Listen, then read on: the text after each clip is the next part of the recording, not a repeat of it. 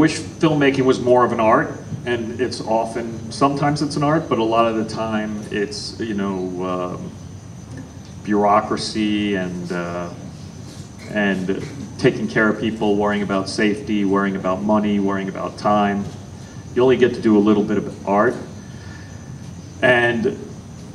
But to do that art, you need to bring in a lot of other incredible artists because it's a huge collaboration. It's kind of, I guess, being a director is sort of being a conductor of an orchestra. You need strings and you need brass and you need percussion, and everyone has to work together as one team. So it's really great when you can get a band together that can play together very well. And it's not always, it's like a marriage. It's not always a perfect harmony. You know, at one point, me and Maddie, my DP, had a divorce after The Fountain, and we didn't talk for a couple of years, but then we got back together on Black Swan.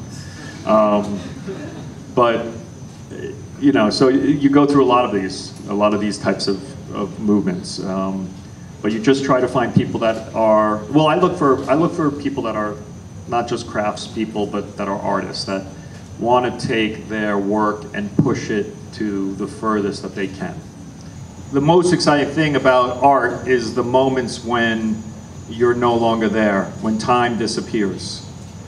And it's something that every artist in this room knows about. It's when, you know, the separation between you and the craft is gone.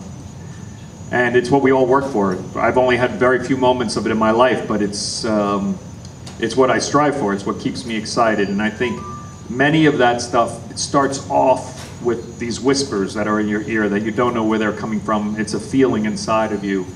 And you just sort of follow that, and somehow you have to be bold and arrogant enough to say no to everybody who says no to you. And so many people say no to you, but you just got to keep going and keep going and keep going and pushing and pushing.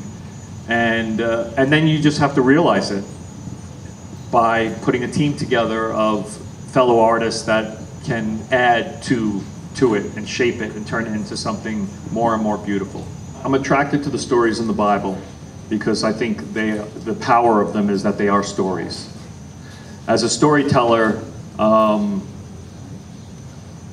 that's, you know, we're trying to make emotional reactions by telling stories. We're trying to connect ourselves as one species, as not just one species, but as one planet, connected to all the living beings on this planet.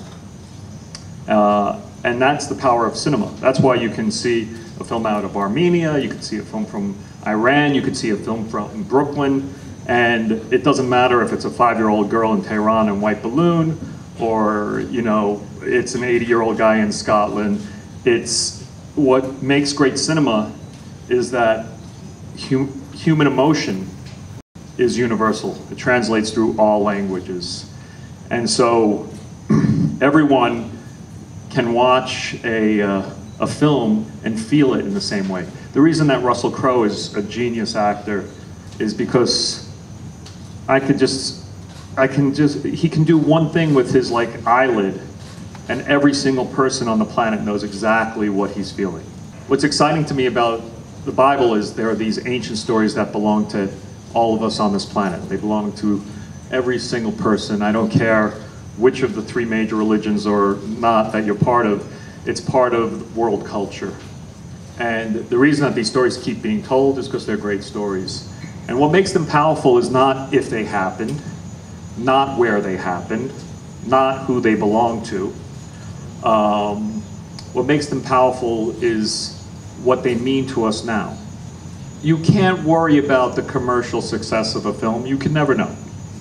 After I made The Wrestler, which was won the Golden Lion at the Venice Film Festival, and went on to make a lot of money around the world and get nominated for a bunch of Oscars.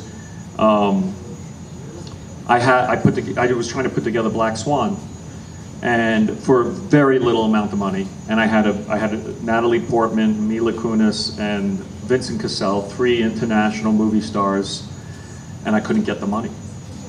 Everyone was like, horror fans don't like ballet, and ballet fans don't like horror. So everyone was like, no, literally every single company in town, and I had to go and beg, literally, truly beg someone for money for that movie. And then I made them really fucking rich. I think The Fountain, more than any of my films, I think means a lot to a lot of people in a very deep way. And my prediction is the same thing happens with Mama in 10 years.